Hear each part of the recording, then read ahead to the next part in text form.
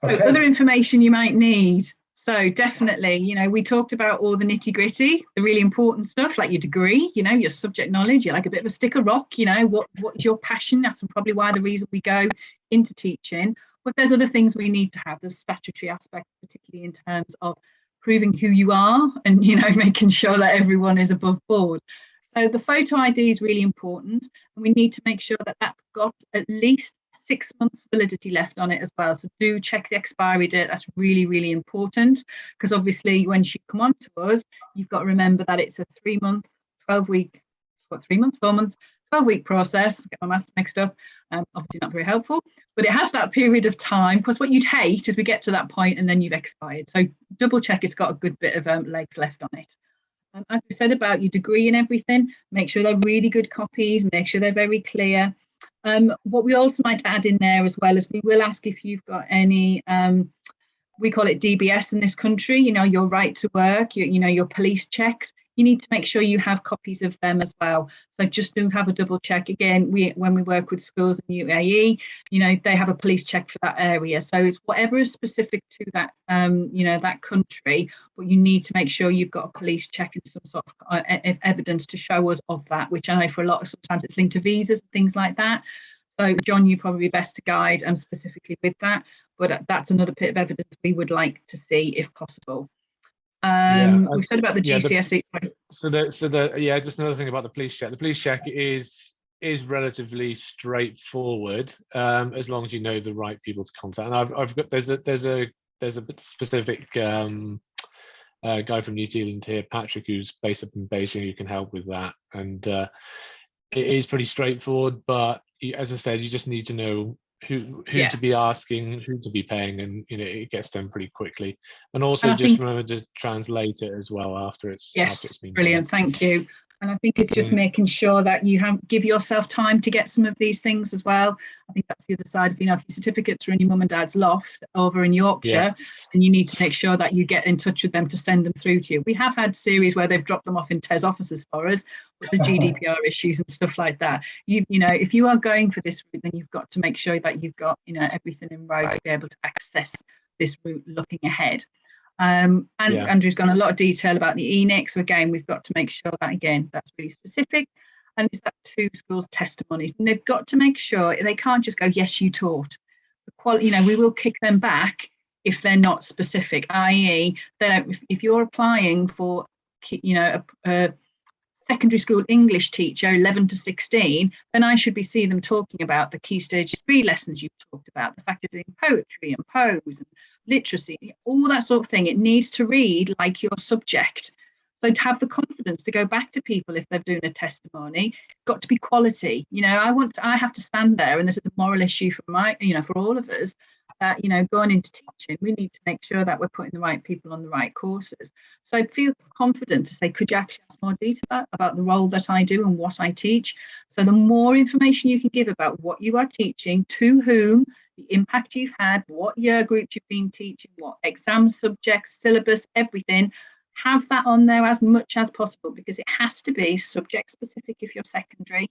And obviously primary, it's all about the core and the foundation subjects. So the core is your English, maths and science, and then your foundation is, you know, you're doing all your history, your art, all the enrichment aspect in there too. Now we know that is slightly different internationally, because I know schools are slightly structured differently, but we need to see there's a bit of breadth there. You know, we need to see your teaching several, because we know they have music specialists, art specialists sometimes.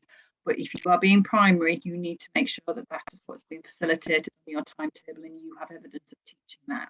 So get that detail in there, make sure they're filled in. It's a very comprehensive form for the testimonies, and you need to make sure that you get that recognition of that teaching you are doing. You are not covering. Do not accept cover, because cover is you are delivering someone else's information. Now, I know on the whole, we plan holistically, we all plan together, and then the idea is we deliver other people's plans. That's fine.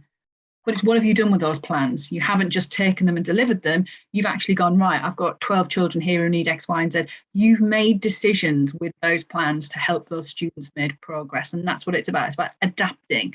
You know, I'll throw it in there, teacher standard 5, you know, teacher standard 2. It's all about how we adapt, how we make sure we can look at progress, how we plan, teacher standard 4. And that's what you, are going to have to get into the understanding and the jargon of that language to be able to show that you and what you do in your practice, you're meeting the teacher standards, and that's really important. And that very last statement there. Yep. Sorry, just before we do, can I just jump in? It is really, really important that when you submit the application, there is no option to add or attach your 2 testimonials. There is a space to attach your confirmation of school support form, which you will fill in. That can be downloaded as part of the application process, and it has to be signed by your school leader. And that is basically them agreeing to support you through the route and the process. However, the 2 testimonials need to be emailed separately to our admissions office. There is an email address on the website. You can go on there and email them to the admissions office. If you are having a problem, once you've submitted your application, email them to me or email them to Laura. They are on the bottom, our emails are on the bottom of the slide. If you're having any problems at all, please email them direct to us and we can pass them on to the office. We would rather them come to us than not come at all, and that hold up your application. Sorry, Laura. Yeah. No, perfect. And in terms of the templates, they can be sent from the individual teacher, or do they have to be sent from the school? They'll need the school stamp. Yeah, but they need the school stamp because obviously we need to look at authenticity. They need to get a wet signature on them, so they'll need to be signed and then scanned back in. And obviously it's just making sure that they're written by the people who were given the testimony. Yeah, so, it's not a digital signature. We need to have it wet as much as possible. You know, as much as we are doing this over distance, we're very clear on actually ensuring that everything is, you know, clear and above board. So wet signature, school stamp, and making sure that, you know, that person has filled it in and it's come through. And again, but you can, if it's not got the detail you want, you can still send it back. But it's really important that those things are there to show the validity of that. You know, it's like a reference we'd use for safer recruitment. It's exactly like that process. So we've got to make sure that all stacks up.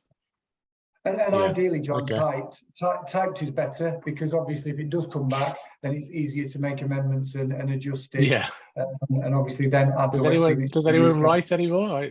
I can't remember the last time I saw a written letter. You'd be surprised. Oh, really? Okay. We do. Really?